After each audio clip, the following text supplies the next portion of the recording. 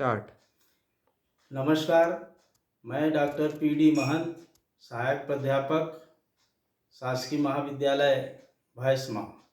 मैं आपके समक्ष छत्तीसगढ़ी भाषा, साहित्य, जनपदीय भाषा को लेकर के बीए अंतिम वर्ष के छात्र छात्राओं के लिए छत्तीसगढ़ी काव्य पढ़ाने के लिए आपके समक्ष प्रस्तुत हुआ हूँ। साथियों, आप जैसा कि आपको पता है कि अटल बिहारी वाजपेयी विश्वविद्यालय बिलासपुर के अंतर्गत बीए अंतिम वर्ष के छात्र छात्राओं के लिए प्रथम प्रश्न पत्र के रूप में हमारे सुनामधन्य छत्तीसगढ़ और छत्तीसगढ़ी काव्य को भी एक स्थान मिला है, पाठ्यक्रम में रखा है। यह सहर्ष और खुशी की बात है। तो आइए हम सबसे पहले आपको छत्तीसगढ़ और छत्तीसगढ़ी की ओर संक्षेप में आपको परिचय दिलाते हैं। यहाँ के पानी के ले जाने के लिए, भरने के लिए पनिहारी रुंझुन करके मटका को ले करके जब नदी की ओर, नाले की ओर भरने जाती हैं, सूरज देवता जब उगने लग जाते हैं, सूर्य देवता का नमस्कार हो जाता है, तब यहाँ के मनकू और भोला राम राम राम भैया करके उपस्थित होते हैं। यहाँ के जनमानस में, यहाँ के लोगों में नमस्कार की परंपरा नहीं है, पालगों पालगत हों, जोहार जोहार की परंपरा है। यही छत्तीसगढ़ की थाती है, यहाँ के पहचान है। यहाँ के लोगों में सरलता, सहृदयता और जो भावना हृदयंगम होता है वह देखने योग्य होता है। छत्तीसगढ़ गिरी कंदराओं और जंगलों, वन प्रांतर में बसा हुआ है, रचा बसा हुआ। यहाँ के लोगों की संस्कृति, लोगों के रहन सहन, लोकगीत, सुआ, ददरिया, भोजली, सब में छत्तीसगढ़ी जो है वह देखने को मिल जाता है। और छत्तीसगढ़ी के अंतस चेतना में, छत्तीसगढ़ी के लोगों के चेतना में छत्तीसगढ़ी काव्य जो है वह साहित्यकारों के मन में, हृदय में बसता है और किस रूप में आता है। आइए डॉक्टर विनय पाठक जी को हम जानने के पहले छत्तीसगढ़ी काव्य को जाने। छत्तीसगढ़ी काव्य को 4 भागों में रामचंद्र शुक्ल ने यहाँ विभाजित किया था। जो प्रारंभिक काल को हम यदि कहें तो सन 1650 से लेकर के 1850 तक के प्रारंभिक काल कहते हैं दोस्तों। मध्यकाल को यदि हम लेते हैं तो 1850 से लेकर के सन 1915 तक के काल को मध्यकाल कहते हैं। और इसी तरह से तृतीय वर्ग में विभाजन छत्तीसगढ़ी काव्य को करें तो सन 1915 के बाद 1950 तक के काल में जो साहित्यकार लोगों के द्वारा छत्तीसगढ़ी काव्य रचा गया वह जो है आधुनिक काल के अंतर्गत आता है। और आपको जान करके खुशी होगी कि चौथे वर्ग में छत्तीसगढ़ी काव्य ने नया स्वर, नया त्वर, जिस प्रकार से छायावादी काव्य के बाद प्रयोगवाद शुरू हुआ, अज्ञेय जी का स्थान आया, छत्तीसगढ़ी उसी तरह से यहाँ पर आपको देखने को मिलेगा। आगे पढ़ाएंगे हम कि विनय पाठक जी ने छत्तीसगढ़ी काव्य को एक नया स्वर दिया, नया पहचान दिया। उसको छायावाद, प्रयोगवाद से लेकर के नई कविता और प्रयोगवाद के अज्ञेय की तरह, जिस प्रकार अज्ञेय जी ने तार सप्तक की रचना की, उसी प्रकार से उसमें नए प्रतिमान, नए स्वर और नए कोकिल जो है बोल उठा, वह विनय पाठक जी का स्वर था। छत्तीसगढ़ी को नया स्वर, नया तेवर देने में, इसको बाद में हम देखेंगे। आइए हम सबसे पहले जान लें कि पाठक जी का परिचय। अकादशी और अनचिन्हार, आपके सामने ये फोटो जो दिखाई दे रहा होगा प्रिय छात्र छात्राओं, ये डॉक्टर विनय पाठक जी का है। वर्तमान में ये बिलासपुर में अज्ञेय नगर में निवासरत है। 74 वर्षीय, अब 73वां वसंत इनका पूरा हुआ है। और आप जो है इनका परिचय जो है, पाठक जी का जो जन्म स्थान है बिलासपुर है। आपका जन्म 11 जून 1947 को हुआ था। और जन्म स्थान आपका जूना बिलासपुर, जिसको पचरी घाट आप कह सकते हैं, अंतः सलिला हरप्पा नदी के तट पर बसा हुआ जूना बिलासपुर में आपका जन्म हुआ था। पिता का नाम सुंदरलाल पाठक था।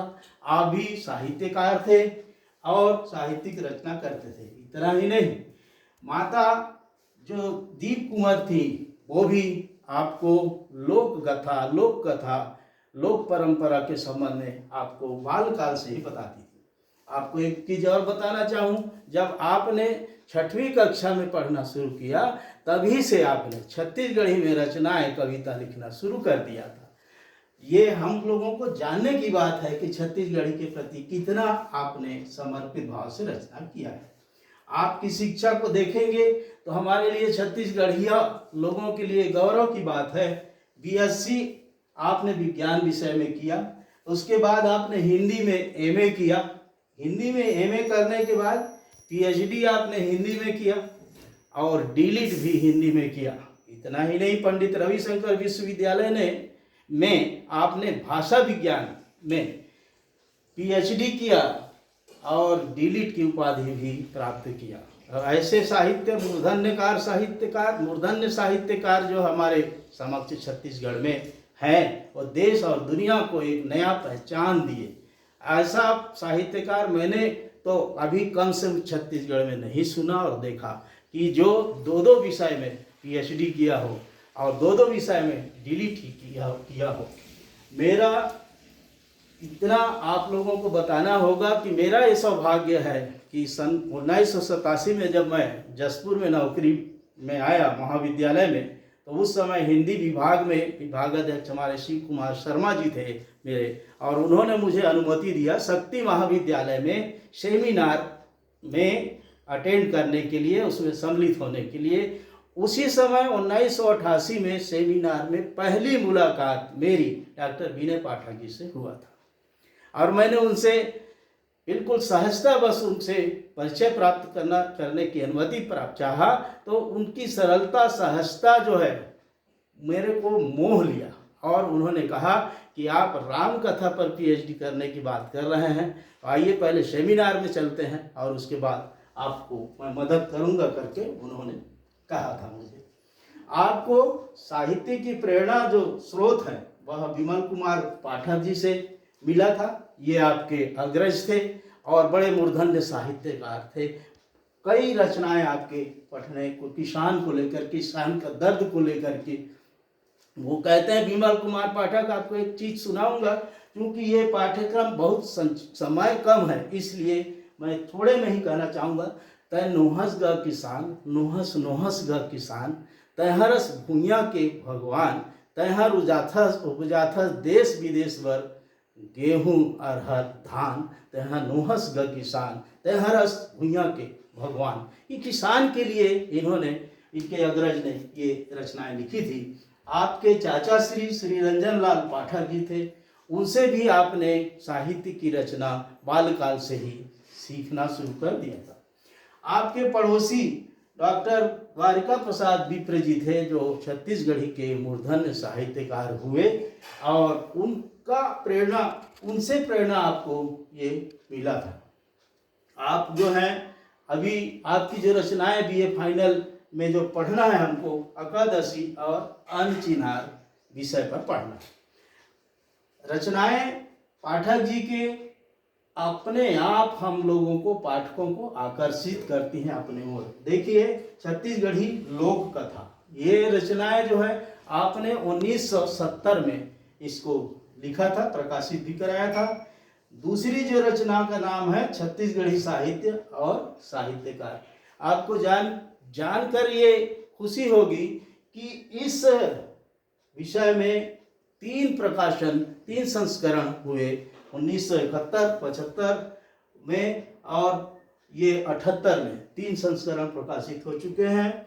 चौथा जो है एक रुख और एक शाखा, ये जीवनी है, जीवनी से संबंधित है और एक महाविद्यालय के पर जो योगदान है, आरंग महाविद्यालय है, उस पर योगदान देने वाली वो वीरांगना और उसके पुत्र के नाम से उन्होंने प्रभावित होकर एक रुख और एक शाखा करके लिखा है और समर्पण की भावना को उसमें उन्होंने बताया है। अब आइए, एकादशी और अनचिन्हार जो आपके पाठ्यक्रम में है, इसको इंसाइक्लोपीडिया कहा गया है।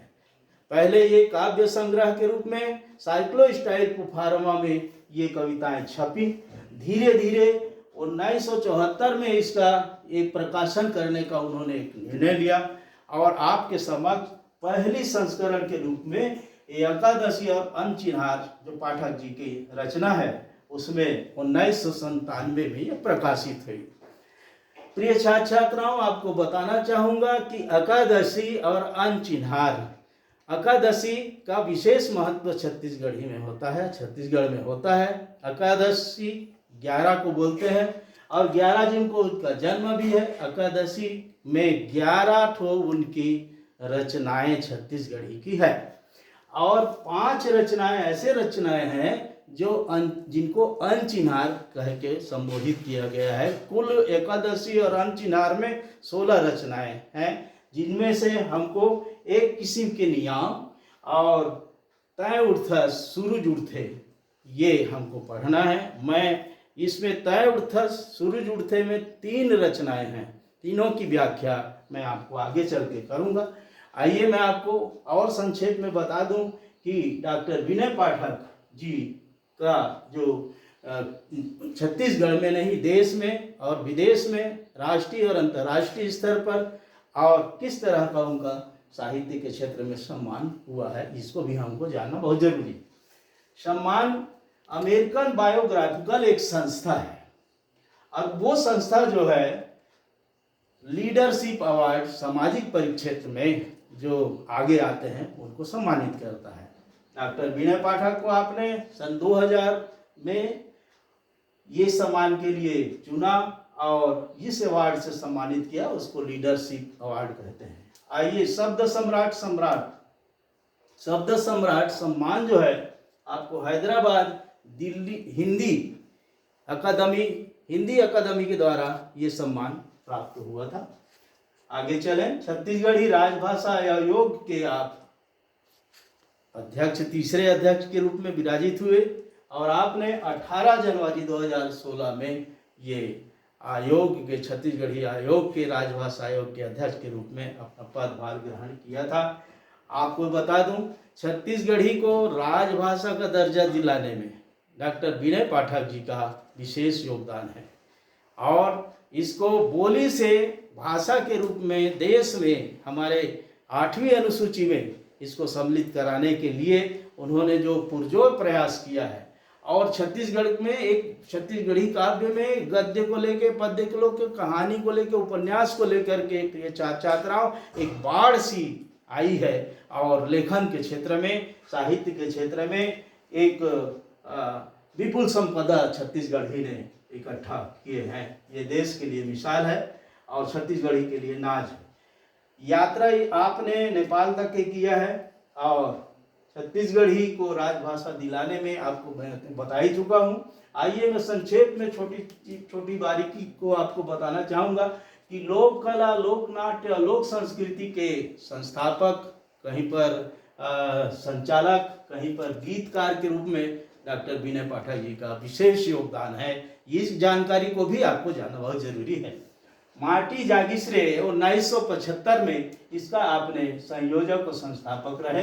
बेलपान जो है अपने संस्कृति को बढ़ाने के लिए, आगे लाने के लिए 1976 में ये निर्णय लिया गया, उसके भी आप संयोजक रहे।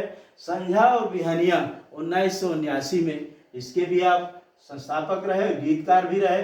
मया के मोटरी 1987 में मया के मोटरी, इसको भी इसमें भी आपने गीत का संयोजन किया और राउत नाचा, मया के फूल, बांस गीत जैसे अनेक छत्तीसगढ़ी विधाओं को आपने आगे ला करके गीतकार के रूप में, कहीं संस्थापक के रूप में, कहीं संयोजक के रूप में बहुचर्चित हुए। आपकी जो अवदान है, उपलब्धियां हैं, छत्तीसगढ़ को नहीं बल्कि देश और विदेश को भी ये जानने योग्य है। आपने रविशंकर विश्वविद्यालय से 18 लोगों को पीएचडी की उपाधि दिलवाया था, ये गणनीय है। और गुरु घासीदास विश्वविद्यालय से आपके अंडर में 13 लोग पीएचडी प्राप्त कर चुके हैं। इंदिरा कला विश्वविद्यालय खैरागढ़ से आपने 6 लोगों को पीएचडी की उपाधि दिलाई है। संबलपुर विश्वविद्यालय उड़ीसा से आपको ये जानकर खुशी होगी कि एक स्टूडेंट को आपने पीएचडी दिलाया है। महर्षि विश्वविद्यालय जबलपुर से आपने एक छात्र को पीएचडी की शोध का उपाधि दिलाया है। इसी तरह से आपने 10 लोगों को एमफिल की उपाधि दिलाया है। तो इस प्रकार से 63 लोगों को कुल आपने अभी तक शोध पीएचडी की उपाधि दिला चुके हैं। आप धान का कटोरा पत्रिका का संचालन किए, भोजली पत्रिका जो त्रैमासिक छपती थी, और धान का कटोरा जो है साप्ताहिक पत्रिका है, उसका आप संपादक रहे। मैं कुछ ऐसे साहित्यकारों की गणना करूंगा जिन्होंने आपके संबंध में, डॉक्टर विनय पाठक के संबंध में कहा था। रामेश्वर शुक्ल अंचल जी ने आपको एक विज्ञ प्राध्यापक कह करके उपाधि दी थी, विज्ञ प्राध्यापक। और इसी तरह से मुकुटधर पांडे साहित्यकार ने आपको छत्तीसगढ़ का गौरव कहा। और इसी तरह से डीपी विप्र, द्वारिका प्रसाद विप्र जी ने आपको लोक साहित्य को राष्ट्रीय लोक धारा से जोड़ने के लिए, राष्ट्रीय धारा से जोड़ने के लिए आपको एक विशेष सम्मान दिया था। और इसी तरह से आपकी रचनाओं में हम आगे आकर के देखेंगे कि तय उठा सूरज उठे, सूरज के उगने और किसान का उगने और उसके प्रतीक और प्रतिमानों को किस तरह से आपने अभिव्यक्त किया है। किसान की पूजा, किसान की स्थापना आपने सूरज के साथ किस तरह की शुरुआत की है, एक बड़ा रोचक है। और प्रतीकों और प्रतिमानों के माध्यम से नए कविता के स्वर में आपने इसको पिरोया है। सबसे महत्वपूर्ण आपके लिए प्रिय छात्र छात्राओं व्याख्या है। अब व्याख्या के पहले साहित्य के क्षेत्र में, छत्तीसगढ़ी साहित्य के क्षेत्र में डॉक्टर विनय पाठक के योगदान को बताइए। ये प्रश्न यदि आता है तो आप जितनी बातें बताई गई हैं, यदि आप विस्तार से नहीं, मैं तो कहता हूँ आधा और इससे भी आधा यदि आप लिख देते हैं बीए अंतिम वर्ष के छात्राओं को, तो साहित्य के क्षेत्र में आपको पूरी नंबर देने की गुंजाइश हमारे लिए हो जाती है। बहुत बहुत धन्यवाद। आज के ये इतनी ही पढ़ाते हैं। आगे आपको दूसरे भाग में हम व्याख्या में आएंगे। धन्यवाद। जय हिंद।